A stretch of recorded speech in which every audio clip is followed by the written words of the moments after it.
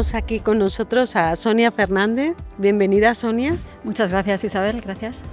Pues a ver, Sonia es actualmente socia de Equivo Ventures, que es un fondo de inversión que ahora nos va a contar. Y bueno, tiene una trayectoria increíble.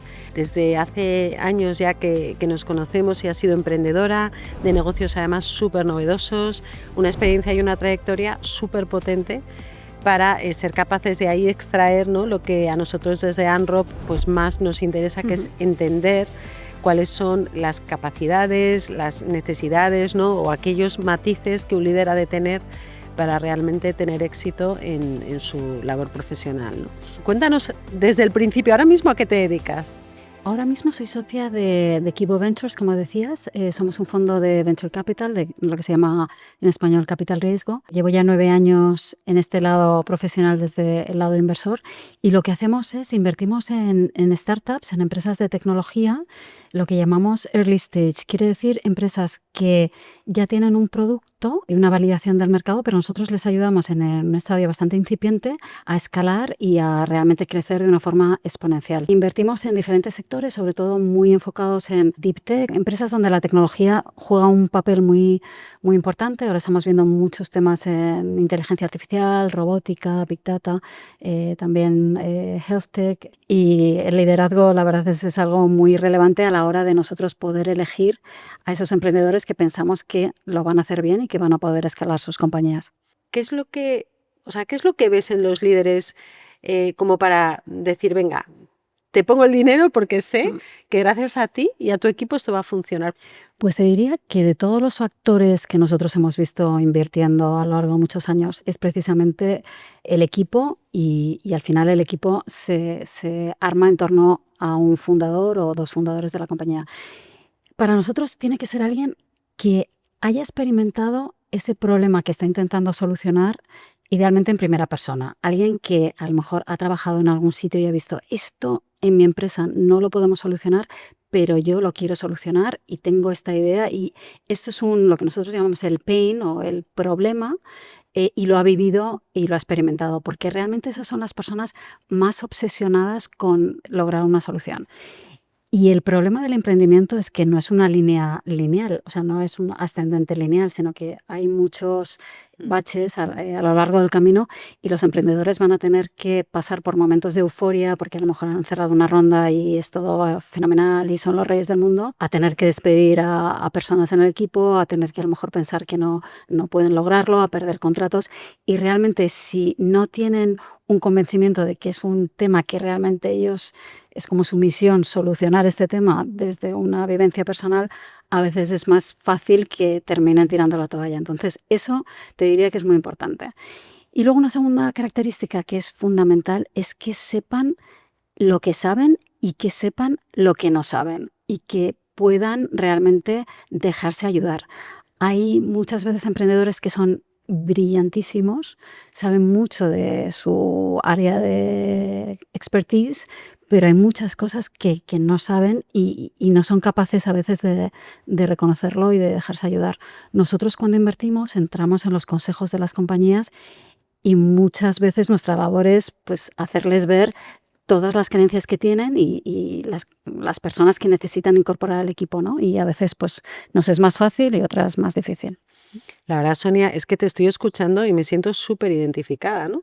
Porque yo salí de un gran grupo empresarial eléctrico para fundar una compañía comercializadora, precisamente diciendo, ojo, es que voy a hacer algo que realmente en esta compañía no se hace bien. Y es que era Y eso, lo tengo ¿no? que hacer. Y lo tengo que hacer porque además lo que tengo que hacer no lo tengo claro, pero lo que no tengo que hacer lo tengo clarísimo, ¿no? Y además me encantaría hacerlo como yo lo haría, ¿no? O sea, con ese empuje inicial de decir, me encantaría diseñar algo como debe ser, ¿no? O como yo pienso que debe ser. Cuando hablamos de grandes compañías y líderes que están al frente de negocios enormes, multinacionales y tal, estamos pensando en un tipo de liderazgo, y cuando hablamos de startups es un poco diferente, ¿no? Porque al final el que lidera, más allá de estar convencido y de dejarse ayudar, pues tiene que tener, por así decirlo, capacidades, como yo digo, ser multiusos, ¿no? Porque al final un día te tocará una cosa, otro día te tocará otra. Pero ¿qué diferencias ves tú que son como las más reseñables, ¿no? ¿O qué experiencia tienes en ese sentido? Yo creo que los mejores founders son los que están muy implicados con el proyecto y que son capaces de transmitirlo. O sea, sí que tienes que tener un poco esa visión de transmitir tu entusiasmo al resto del equipo. Aquí es necesario que todo el equipo realmente compre el proyecto. Por eso es muy importante también incentivar a los empleados con un trocito de la compañía, con opciones, para que también sientan que el proyecto es parte suyo, suyo, es ¿no? parte suya. Y que sean capaces de transmitir esa visión de lo que quieren hacer. Yo creo que el talento joven, que muchas veces en las startups hay muchos ingenieros, mucha gente que es muy joven, necesitan tener un proyecto que, aparte de que les pague a lo mejor lo estándar del mercado un poquito más, o que realmente les inspire. Y si no tienen un fundador al que admiran, es muy difícil. Y por eso realmente es gente que se tiene también que rodear de gente que le siga y que sea capaz de transmitir esa pasión por lo que está haciendo.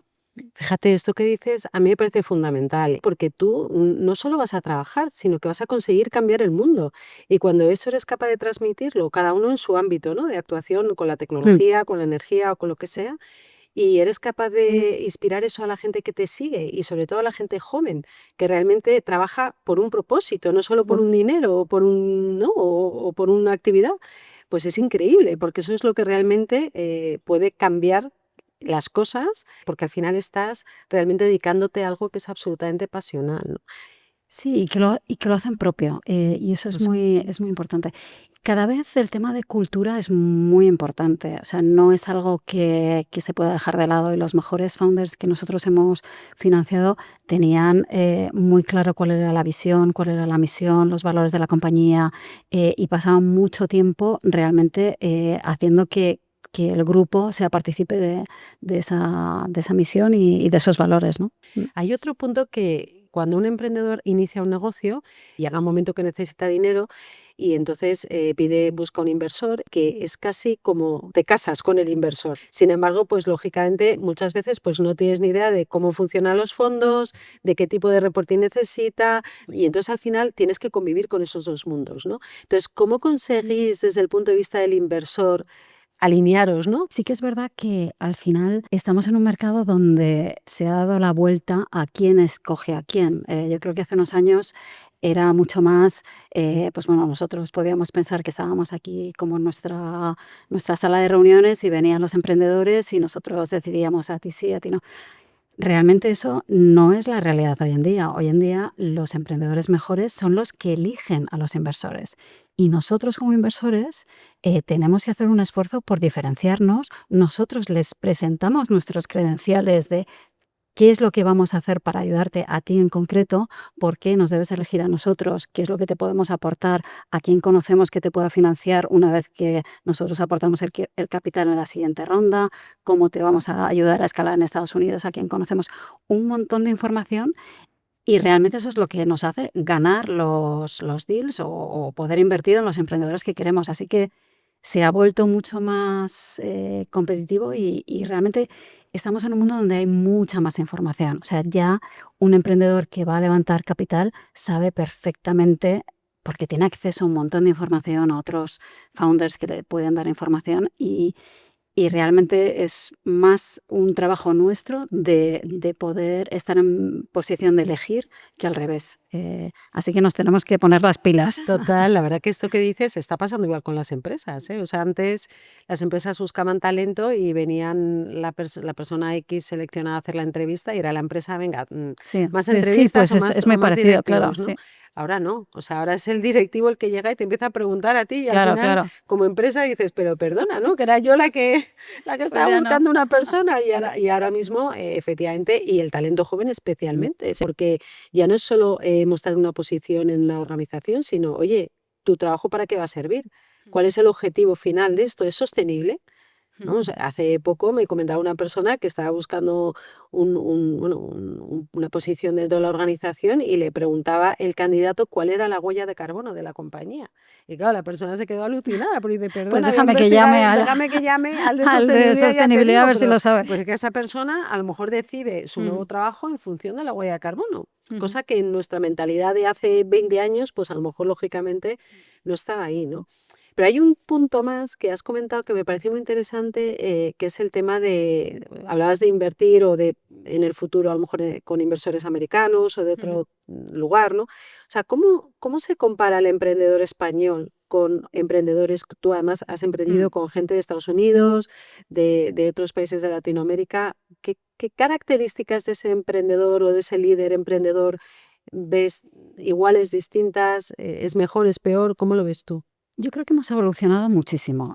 Quizás hace 9 años, cuando yo empecé a invertir, sí que había una diferencia muy clara del emprendedor español pensando en pequeñito, bueno, pues voy a levantar un poquito de dinero porque voy a hacer. O sea, ahora realmente mm, creo que es un mercado que se ha globalizado mucho más. Entonces, nosotros también como fondos solo invertimos en founders en emprendedores que realmente tengan una visión muy global de lo que quieren hacer. Entonces, creo que cada vez es menos esa diferenciación de el emprendedor español quiere hacer algo más pequeño y el americano quiere hacer algo más grande. Eh, Creo que también hemos evolucionado mucho a nivel de capacidad de presentar el proyecto. Ahora, bueno, en eventos como el South Summit, por ejemplo, que se hacen cada año, a lo mejor la calidad de las presentaciones hace 9 años era bastante, y además en inglés, un poquito deficiente, y ahora realmente se defienden perfectamente. Entonces, creo que hemos evolucionado mucho.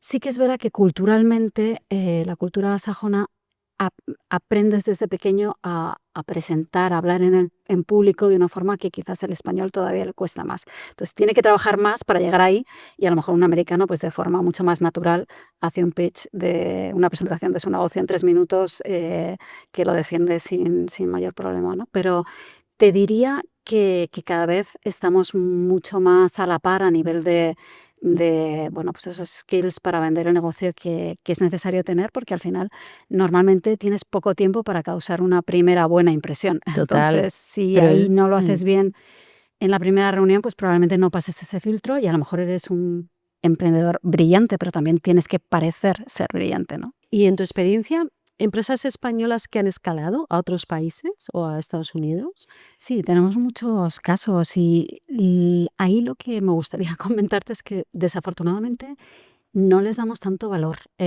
No, en España no damos mucho valor al emprendimiento. Incluso muchos de los emprendedores más conocidos que han creado, pues hablo a lo mejor de Oscar Pierre, de Globo, Juan de Antonio, de Cabify.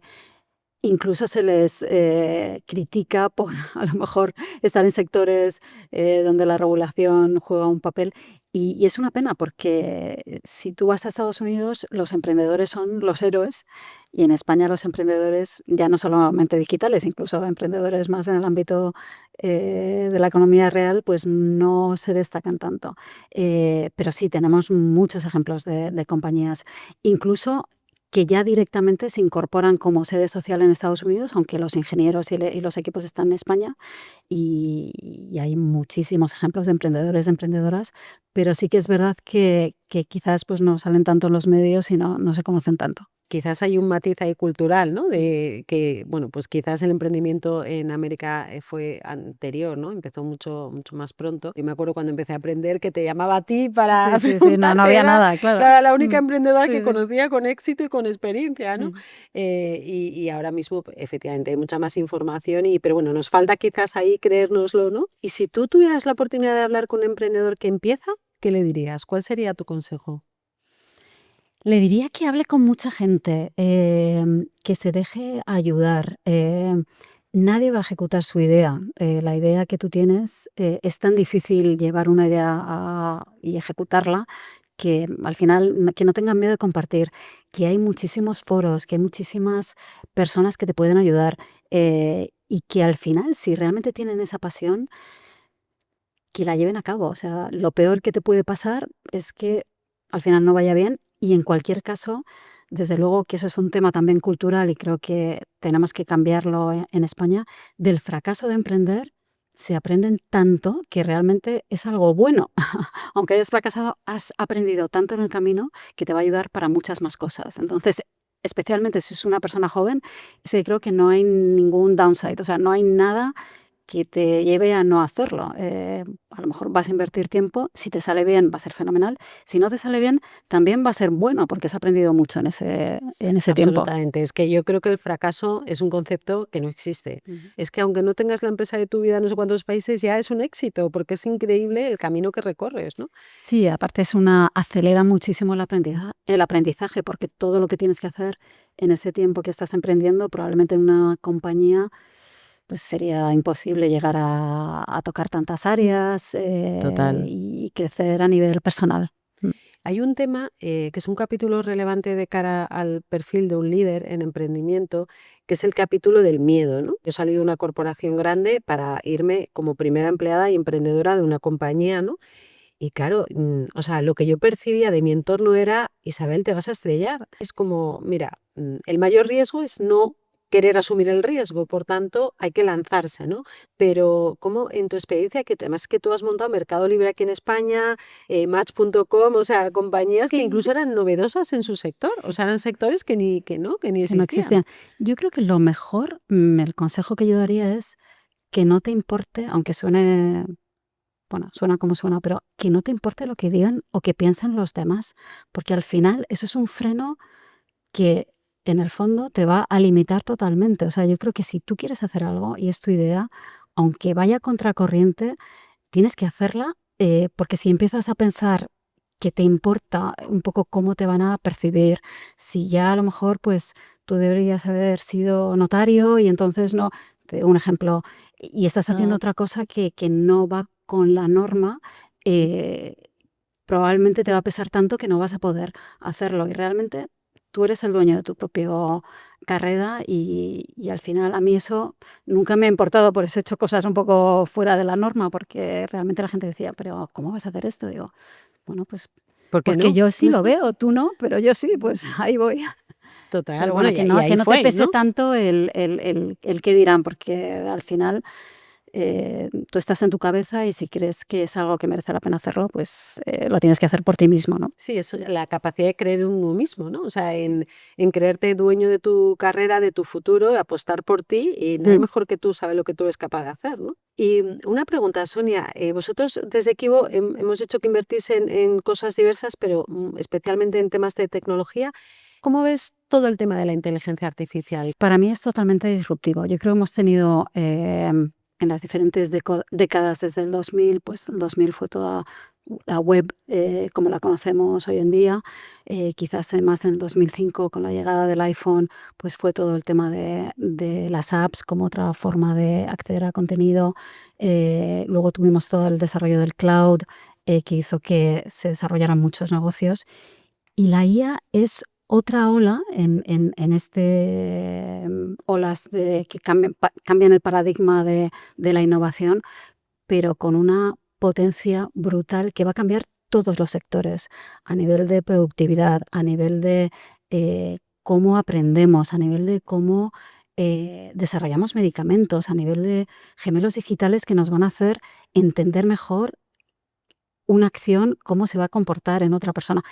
Yo creo que realmente la capacidad de computación que tenemos hoy en día y que quizás va a ser un reto a nivel energético de cómo vamos a poder un poco dar esa capacidad de procesamiento, pero el que seamos capaces de hacerlo, porque ahora mismo sí que tenemos las herramientas, es un antes y un después. Y yo creo que es muy interesante porque ya cada uno de nosotros a nivel personal lo está viendo. Entonces no son estas tecnologías que son como, bueno, no sabemos lo que va a hacer, es que cada uno ya está viendo que en su día a día está adoptando Total. los modelos ChatGPT y equivalentes en su día a día de una forma muy, muy clara, ¿no? Y yo creo que, vamos, yo tengo mucha esperanza en que podamos ver muchos avances a nivel de innovación, a nivel en el ámbito de la salud, que creo que nos pueden dar, bueno, pues un salto en cómo, en nuestra forma de vida. ¿Cómo ves el capítulo del talento dentro de esta ecuación?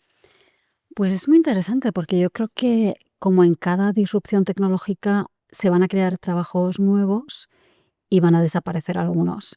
Esa disrupción va a ser mucho más rápida y va a ser muy interesante. Yo tampoco tengo la respuesta y escuchando podcasts bueno, gente en Estados Unidos que sabe mucho de estos temas, hay visiones contrapuestas. Hay personas que dicen, bueno, pues realmente como ingenieros de entry level, o sea, con poca experiencia, pues ya no va a haber tanta necesidad, con lo cual eso para personas que estén estudiando ahora informática en Estados Unidos y conseguir sus primeros trabajos, pues a lo mejor es un reto. Otras personas dicen que realmente no, porque se van a reciclar en otro tipo de trabajo utilizando la IA. El neto no sé dónde va a llegar. Creo que sí que va a haber trabajos que van a desaparecer claramente. Vamos a ver qué reto supone. Fíjate, en el ámbito médico vas a tener aplicaciones que van a ser capaces de hacer un diagnóstico en base a datos históricos. Hay aplicaciones ahora mismo que son muy interesantes en el entorno de la consulta, que son capaces luego de hacer una transcripción quitando la conversación no relevante, y realmente lo hacen fenomenal para que realmente el médico esté hablando con el paciente y no tenga que, ahora mismo, un porcentaje de tu tiempo la consulta de un médico es el médico tecleando cosas que ahora mismo le impide realmente tener una relación con el paciente más cercana, ¿no? Eso o sea es. que sí que hay dinámicas que la tecnología va a hacer que se favorezca un poco más el valor realmente añadido del profesional, ¿no? Qué bueno, pues nada, estamos ya llegando al final, tristemente, porque está súper interesante. Y yo quería hacerte 2 preguntas para finalizar. La primera sería, ¿qué 3 cualidades consideras que debe tener un buen líder según tu experiencia? Yo creo que tiene que tener pasión por lo que hace. Tiene que no tener miedo de rodearse de gente muy, muy buena. Y la tercera sería, tiene que saber escuchar. Y yo creo que con esas 3 son unos condicionantes muy buenos para poder atraer a gente muy buena que realmente quiera trabajar contigo, rodearte de gente idealmente mejor que tú y darles ese sitio y escuchar. Al final, ninguna compañía va a tener éxito con una sola persona que crea que puede hacerlo todo, eso es evidente. Total. Y cada vez más, al final es lo que decías tú antes, son los trabajadores o las personas los que van a querer elegir trabajar con la persona que les motive más. Así que, bueno, pues tienen que saber ser capaces de poder rodearse de los mejores. Qué bueno, Sonia. Y si tú hablaras contigo misma de 20 años, cuando tenías 20 años, ¿qué consejo te darías a ti misma? Pues yo creo que sería déjate llevar, porque al final creo que muchas veces cuando eres joven te agobias mucho pensando, bueno, tengo que conseguir este trabajo en esta industria porque es la forma que luego tengo. Y luego te das cuenta que la vida te va a llevar por un camino que probablemente no es el que tú pensabas que tenías trazado y que realmente nunca sabes cuál es el mejor, porque si te dejas llevar, pues la vida te va a ir llevando y yo creo que tienes que ser un poco más, en el fondo, no preocuparte tanto y dejarte llevar por lo que la vida te tenga preparado para ti. Qué bueno, qué interesante. Pues nada, hemos llegado al final. Yo creo que ha sido una entrevista, una charla más que una Sí, sí. entrevista súper Sí. interesante. Yo creo que, bueno, hay tips, ¿no? Relevantes como esa pasión por el trabajo, ¿no? Ese líder que tiene que tener especialmente soft skills, ¿no? Para desarrollar las capacidades del emprendimiento, el perder el miedo, ¿no? El también ser capaz un poco de escuchar a los demás, de rodearte de la mejor gente, ¿no? Y bueno, yo creo que en una época o en un momento donde la IA pues es disruptiva total y nos va a hacer las cosas de otra manera, ¿no? Pero siempre quedará la inteligencia humana, además de la Bueno. artificial, que será relevante para transformar este mundo que nos ha tocado vivir. Quería darte las gracias de corazón porque A ti por invitarme. Muchas al gracias. revés, sé que estás súper ocupada y para nosotros es un lujo tenerte aquí y bueno, para mí especialmente un honor y nada, mil gracias y espero vernos en el camino para más Seguro. temas. Gracias a vosotros.